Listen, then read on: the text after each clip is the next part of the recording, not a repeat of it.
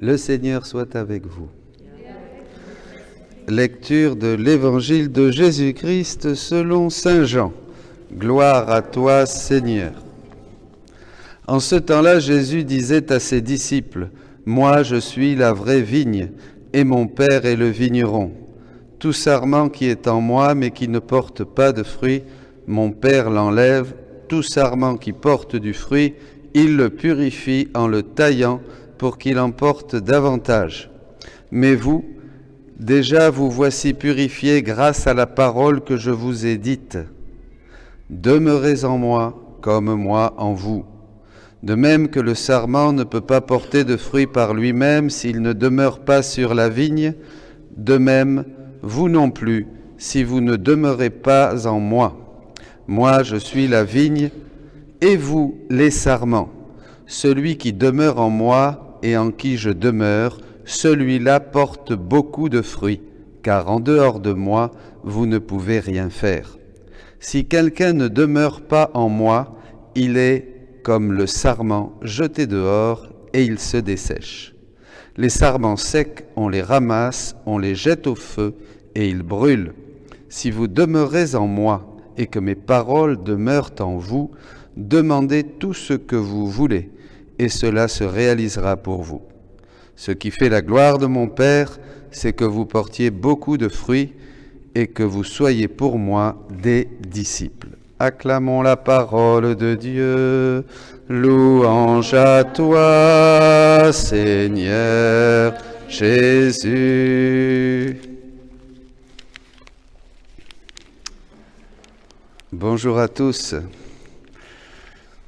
Un petit saut sur la première lecture quand même. Si vous n'acceptez pas la circoncision selon la coutume qui vient de Moïse, vous ne pouvez pas être sauvés. Voilà. Ça, je l'entends souvent. Quelquefois, j'ai des mails qui arrivent comme ça et on me dit « tu es ceci, tu es cela ». On reçoit juste avant de venir d'ailleurs, quelqu'un m'a envoyé un courrier de ce genre. Il y a toujours des gens qui, dès qu'il y a quelque chose qui gêne leurs habitudes ou leurs traditions, Dieu devrait être toujours le même enfermé dans une petite boîte. Voilà. Comme ça, on l'a bien disponible. Mais non, toute l'histoire de l'Église a été jonchée de gens qui annonçaient quelque chose.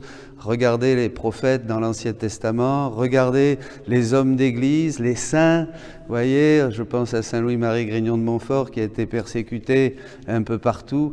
Voilà, il ne faut pas annoncer la vérité. Souvent, la vérité dérange, bien sûr. Si vous n'acceptez pas la circoncision, les choses étaient tendues là, dans l'Église, parce qu'il y en avait qui disaient qu'il fallait encore circoncire, qu'il fallait encore faire les sacrifices de l'ancienne alliance. Sinon, pas de salut. Alors, Jésus serait mort sur la croix pour rien. Bon, mais passons surtout, fermons la parenthèse, passons surtout maintenant au Nouveau Testament. Dans l'Évangile. Je voudrais reprendre un point de ce que nous avons partagé dimanche. Donc Jésus dit, le Père est le vigneron, moi je suis la vraie vigne, tout sarment qui est en moi, mais qui ne porte pas de fruit, mon Père l'enlève. Et tout sarment qui porte du fruit, il l'émonde, il le purifie en le taillant pour qu'il en porte davantage. Donc Jésus est la vigne. Vous vous rappelez que dans le volume 22 au 25 août 1927, Louise a demandé quelle relation existe entre toi et moi, quel genre de relation il y a entre toi, Jésus, et moi. Et Jésus lui a dit, les relations entre toi et moi sont semblables à celles qui existent entre les branches et la vigne. La vigne forme les branches et elles reçoivent l'humeur vitale de la vigne afin de croître, de se revêtir de feuilles et de grappes. L'union entre la vigne et les branches est telle que les branches ne peuvent ni être formées, ni avoir la vie sans la vigne. Et la vigne serait sans beauté et ne donnerait aucun fruit sans les branches. Par conséquent, les relations et les liens d'union entre eux sont tels qu'ils forment la même vie et sont inséparables les uns des autres. La même vie. Et nous avons eu cette conclusion que, un peu plus loin, que cette saveur que le Père prend, que Dieu prend à sa guise, ce sont ses propres fruits, ces fruits que nous portons en donnant à Dieu ce qui lui appartient. Donne-moi ce que je te donne. Voilà, ça c'est pour résumer ce que nous avions vu dimanche. Mais je tiens à mettre l'accent sur quelque chose de très important dans cet évangile, c'est « demeurez en moi ». En fait, la clé, il faut demeurer en Jésus. Celui qui demeure en moi et en qui je demeure, celui-là porte beaucoup de fruits. Il faut demeurer en Jésus. Donc demeurer dans l'amour de Dieu. De quelle manière? Eh bien, en demeurant dans sa volonté. On ne peut pas demeurer dans l'amour de Dieu si on ne demeure pas dans sa volonté. Donc c'est là où il faut être attentif. Et alors, cela m'a renvoyé à un texte très lumineux du volume 16 au 28 novembre 1923. Et c'est là que nous allons comprendre un petit peu plus ce demeurer et comment pratiquement nous aussi on peut tout au long de la journée demeurer en Dieu. C'est ça qui nous intéresse. Ça ne sert à rien de faire de belles prières ou d'avoir de grandes théories si on ne demeure pas en Dieu. Voyez ? Donc il y a quand même quelque chose qui va nous vérifier si nous demeurons bien en Dieu. Et ça, nous en avons besoin. Louisa dit « Ma petite âme m'apparaissait comme une nouvelle-née ». Alors quand Jésus parle à Louisa, il nous parle à tous. Donc considérez-vous, tous ceux qui découvrent la divine volonté aujourd'hui, comme des nouveau-nés. Voilà. Eh bien oui, on ne va plus pouvoir faire les choses qu'on faisait avant, des choses vont changer. Ça ne servira à rien de se circoncire, puisque le salut est donné en Jésus-Christ. Vous voyez ? Donc voilà, évidemment, tout le monde ne va pas être d'accord avec vous. Mais c'est pas grave, l'important c'est d'être dans la vérité. Avec Jésus non plus, il n'était pas souvent d'accord. D'ailleurs, à la moitié de l'évangile, je ne sais pas combien l'abandonnèrent, et à la fin, ils l'abandonnèrent tous. Donc ne vous inquiétez pas, suivez la vérité, obéissez à l'Église et continuez. Alors, il dit ça, celui qui demeure en moi, Louisa, revenons, comme une nouvelle-née, que mon Jésus bénit et tenait dans ses bras par le souffle de sa volonté. Ça, il faut retenir. Jésus donc tient Louisa dans ses bras par le souffle de sa volonté, avec une telle jalousie qu'il voulait qu'elle ne regarde rien, n'entende rien et ne touche à rien.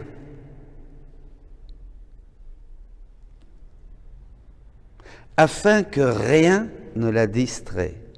Il l'a captivée par le doux enchantement de ses enseignements sur la divine volonté. Alors ça, c'est très intéressant. Et il veut que Louisa soit toute absorbée dans toutes les parties de son être. Comment il va tenir Louisa captive et chacun d'entre nous en nous absorbant par sa parole. C'est-à-dire que les vérités qu'il va nous dire dans le livre du ciel nous séduisent, nous captivent et on ne peut plus s'en détacher. On lit, on continue, on est passionné. C'est ce souffle de la divine volonté qui passe en nous. Jésus, Dieu, ne peut nous captiver qu'en nous absorbant en lui. Et il nous absorbe en lui par sa parole qui touche notre cœur. Parce que c'est comme découvrir un beau paysage ou deux amoureux qui se découvrent, ils se regardent dans les yeux, baba, et puis ils sont contents, c'est tout. Vous voyez, Dieu va faire la même chose pour séduire nos âmes. Il faut bien comprendre ça. Il garde Louisa comme ça, parce comme il veut que rien ne la dise, parce qu'il est très jaloux. La petite nouvelle-née était nourrie et grandissait par le souffle de la volonté de son Jésus. De plus, il la couvrait avec beaucoup de petites croix de lumière. Ah, ça c'est intéressant. On pouvait voir une croix de lumière imprimée en chaque partie de mon être. Alors qu'est-ce que c'est cette croix de lumière ? Pour seulement le voir à lui, il va crucifier notre regard, il va crucifier nos désirs, il va crucifier absolument tout, pour que nous puissions avoir les yeux fixés sur Jésus-Christ. Jésus veut que tout en nous soit fixé sur lui. Necivi, disait Élisabeth de la Trinité, je ne veux rien savoir. Venez un truc, on vous dit ça, machin, là, ah oui, il se passe ceci, je ne veux rien savoir. Je ne veux rien savoir. Necivi, disait-elle. Vous voyez, elle ne voulait rien savoir, que Jésus et Jésus crucifié, disait saint Paul. Je ne veux rien savoir d'autre que Jésus et Jésus crucifié. Voilà, il faut une grande foi, ça c'est vrai. Aujourd'hui, par exemple, on va vous parler de ceci, on va vous parler de cela, on va vous parler de maladies, on va vous parler de vaccins, on va vous parler de futur, de tout un tas de choses qui nous font peur. Il faut la foi. Ce que nous lisons dans la divine volonté, ce que nous découvrons, doit devenir vie. Vous voyez, pas seulement une doctrine intéressante, ça doit devenir vie. Et cette foi totale que rien ne peut nous arriver si nous sommes dans les mains de Dieu. Rien ne peut nous arriver. Et on ne va rien perdre en nous laissant captiver, absorber, séduire par toutes les vérités que Jésus nous révèle dans le livre du ciel. Au contraire, ça va nous désintoxiquer et ça va nous faire voir les choses à la manière de Dieu. C'est ça la croix de lumière. Vous comprenez ? C'est une croix parce que je renonce à une manière humaine de voir, mais en renonçant à cette manière humaine de voir, Dieu me donne une lumière, il y a donc un renoncement à la croix, une lumière qui me permet de voir les choses comme Dieu les voit. C'est la mort et la résurrection. Bon, on va continuer un petit peu. Il y a suffisamment de choses pour nous occuper de Dieu et seulement de Dieu. Mon Dieu, on a quelques années de vie sur la terre, il s'agit de s'occuper de Dieu et pas de se laisser distraire par tout un tas de potins, d'histoires, de trucs. De toute manière, tout va se passer comme Dieu le veut. Et nous, en étant en Dieu, eh bien, vous êtes sûr que vous ferez sa volonté et que vous réglerez le temporel avec la grâce de Dieu. Il ne faut surtout pas s'inquiéter, parce qu'il y en a qui vous disent « Ah oui, mais alors, ils n'ont pas les pieds sur terre. » Monsieur, on a les pieds sur terre quand on est en Dieu. On a beaucoup plus les pieds sur terre quand on est en Dieu. Quand on a le cœur dans le ciel, on a vraiment les pieds sur terre. Mais quand on n'a pas le cœur dans le ciel en Dieu, les pieds, je ne sais pas sur quoi vous les avez. Là, c'est du sable mouvant. Hein. C'est les marais comme on a près de chez nous. Là, on coule. Il vaut mieux être bien en Dieu pour avoir bien les pieds sur terre. Bon, je ferme la parenthèse. Il y a suffisamment de choses pour nous occuper de Dieu. Ce n'est pas laisser le reste. Et c'est très bien qu'il y ait des médecins, des médicaments et tout ça, et que ça soit aussi remboursé par la sécurité sociale même. Hein, voilà. Bon, mais enfin, tout est providentiel. Pour une âme qui vit dans la divine volonté, notre seul aliment, c'est la volonté de Dieu. Personne ne pourra nous toucher, personne ne pourra nous arracher des mains de Dieu. Dieu est tout-puissant, il sait tout, il peut tout, disait sainte Thérèse d'Avila. Il n'y a rien à craindre. La divine volonté n'accepte rien. Au contraire, si on se laisse distraire, si on a peur, si on est à l'affût du dernier potin ou des dernières nouvelles sur Internet et de la dernière bêtise qui est dite, eh bien, on n'est plus en Dieu, on est dans l'angoisse, on n'est plus dans la prière, on perd son temps. On perd son temps. On perd son temps. Voilà. Hein. Alors, mais qu'est-ce qui se passe? La petite nouvelle-née était nourrie et grandissait par le souffle de la volonté de son Jésus. De plus, il la couvrait avec beaucoup de petites croix de lumière. On pouvait voir une croix de lumière partout, une croix de lumière imprimée en chaque partie de mon être, disait-elle. Alors ça, c'est très beau, hein? Chaque partie de son être. Jésus s'amusait, etc., en multipliant les croix. Ben oui, tout en Louisa va être crucifié pour voir seulement Dieu. Hein. Alors, même dans l'ordre de la création, ben, je vois le soleil, il est beau, mais c'est pas pour ça que je vais aller à la plage pour me bronzer. Je vais crucifier ce regard très humain sur le soleil, source de bronzage, hein, et pourquoi? Eh bien, pour voir l'amour de Dieu qui me donne sa lumière. Vous voyez, qui me donne son... Dans toute chose créée, il y a un office, un message, vous voyez, et l'amour de Dieu, dit Jésus. Le chant de l'oiseau, eh bien, je ne vais pas seulement voir l'oiseau. Hein, cette croix de lumière va me faire voir, bien sûr, le chant de Dieu qui me dit « Je t'aime, je t'aime, je t'aime, je t'aime ». Vous voyez, et la montagne qui est magnifique. Je ne vais pas seulement aller à la montagne pour faire du ski et dire « Super, la neige était bonne hein ». Mais je vais voir dans cette montagne cette stabilité de Dieu, hein, cette force, cette puissance, ce message que nous donne. Hein. Benoît XVI disait que le premier livre, la première parole de Dieu, c'est la création hein, de tout ce qui existe. Je veux voir cette stabilité de Dieu que Dieu me donne en me faisant partager cet attribut de sa stabilité, de sa force, quand nous sommes dans la divine volonté, vous voyez, etc. Donc, croix de lumière, parce que tout en nous est crucifié sous le mode humain, puisque rien d'humain, rien de la volonté humaine ne peut rentrer dans la divine volonté, c'est absolument incompatible.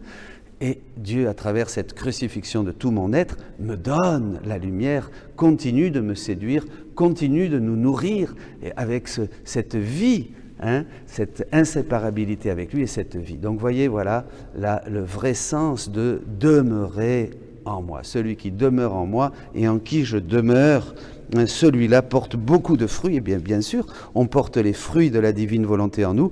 Et comme disait Jésus dans le livre 22, le Père peut se déguster et savourer ses propres fruits. Parce que les fruits que nous allons produire dans la divine volonté, ce ne sont pas des fruits humains. Ça, Papa Dieu, ça ne l'intéresse pas trop. Vous savez, les fruits humains... c'est plutôt du raisin, les vignes acides, là, comme dit l'Ancien Testament. Mais quand nous produisons des actes divins, tout ce que nous faisons en mode divin, bien sûr, le Père vient se délecter puisqu'il se retrouve en nous, il se trouve en nous. Demeurons en Dieu, mes amis, de tout notre cœur. Que Dieu vous bénisse, que vous sachiez qu'il est là, qu'il vous aime, que tout concourt au bien de ceux qui aiment Dieu. Ne vous inquiétez de rien.